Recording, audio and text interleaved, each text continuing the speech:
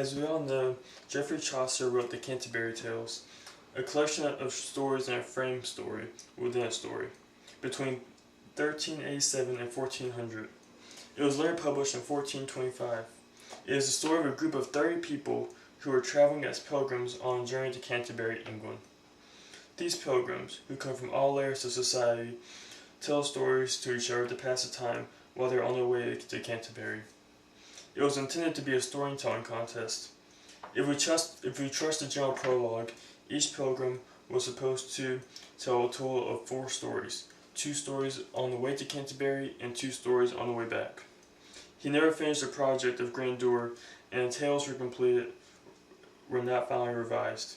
Scholars are not sure about the order of the Canterbury Tales.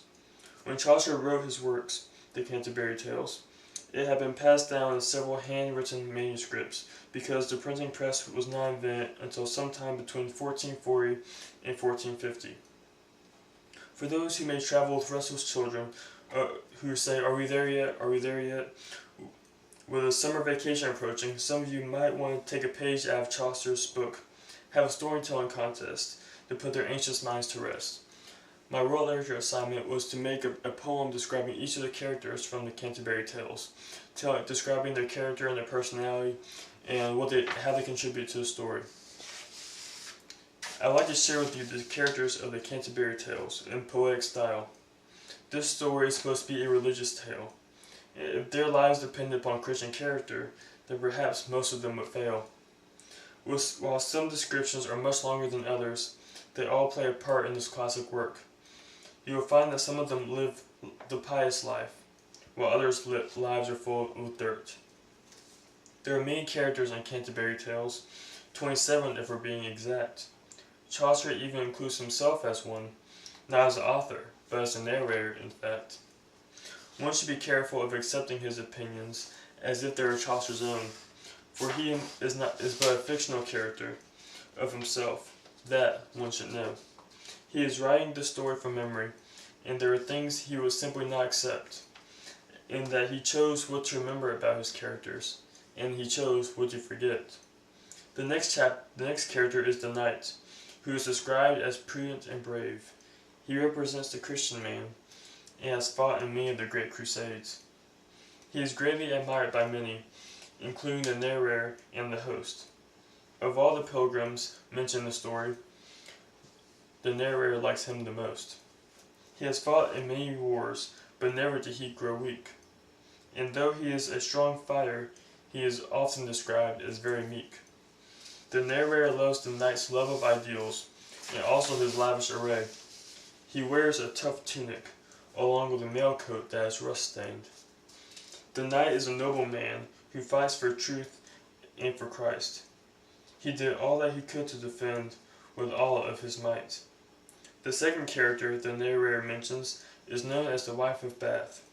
Though she is but a mere seamstress, many husbands and lovers did she have. She has a gap between her teeth and is deaf in one ear, yet has had many husbands and affairs over the course of several years. The wife is very rich and has explored many lands.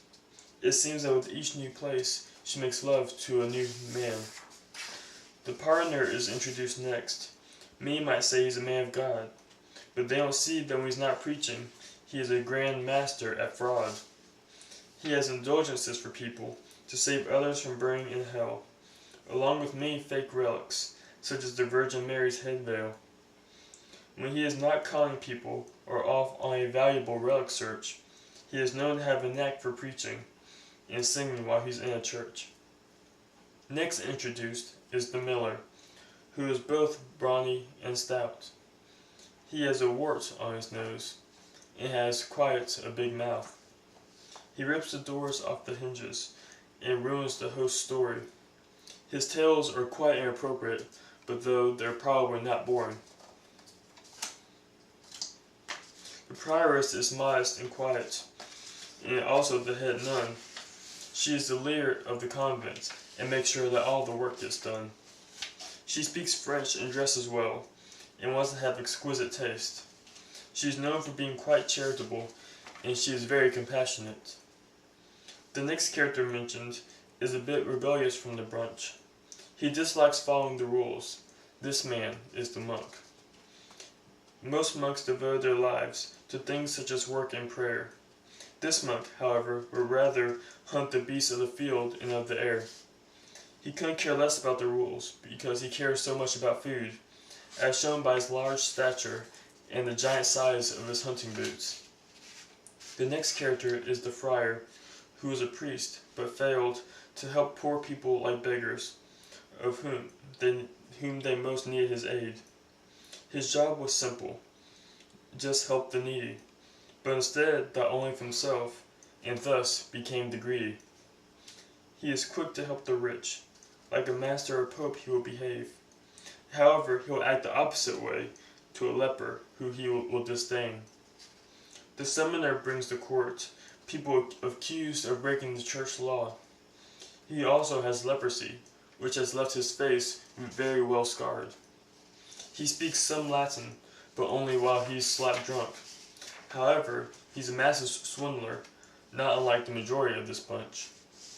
There is not much to say about the squire, other than he's the knight's son. He loves to dance and to date, and he's also known for being quite handsome. The clerk is a philosophy student, but he is also very, very poor. Because he spent all of his money on books, he can afford very little more. The man of law is a lawyer, who is commissioned by the king. He is faithful in that he comes to all the king's beckonings. The manciple provides for the college, but has no education himself of any sort. However, he is much, much smarter than all the lawyers in the court.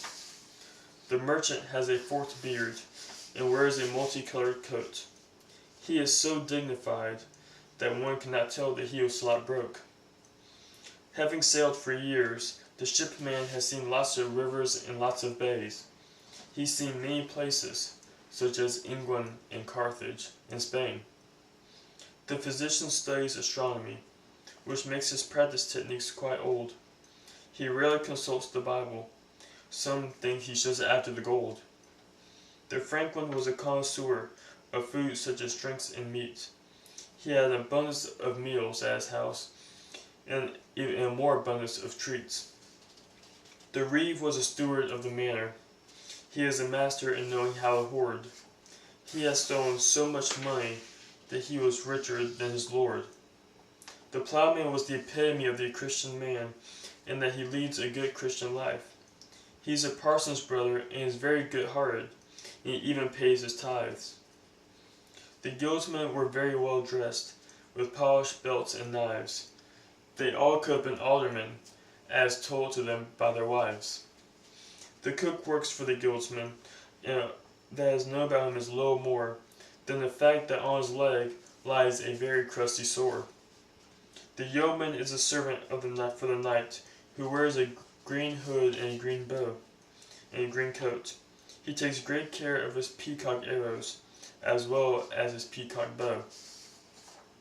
There are many more characters to the story, of which I have yet to name. If you want to know more about them, then you should read Canterbury Tales on your own someday. Canterbury Tales is an amazing book that I recommend to all of you. And on these parting words, I must bid thee adieu. I hope that you've enjoyed this reading of this poem, and I hope that this will encourage you to read the Canterbury Tales and learn more about the characters and about Chaucer himself, because it's an amazing book filled with amazing characters, and I think it is a really fun story. Thank you.